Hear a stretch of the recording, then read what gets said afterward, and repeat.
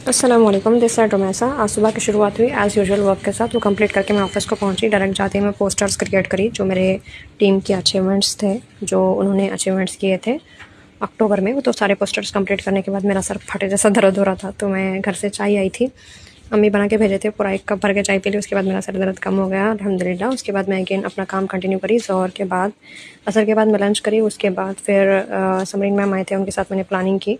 Planning complete होने के बाद फिर समरीन मैम चले गए। बहुत देर तक उनके साथ टाइम स्पेंड करे। वैसे हैदराबाद में मिलते हैं बट ज़्यादा टाइम स्पेंड होता नहीं उनके साथ, तो यहाँ पे बहुत देर तक टाइम स्पेंड हुआ। उसके बाद वो जाने के बाद मेरे क्लोजिंग कॉल्स थे, वो मैंने कंटिन्यू किए। उसके बाद 10 PM प्रोडक्ट नॉलेज सेशन था related to bee honey of our industry.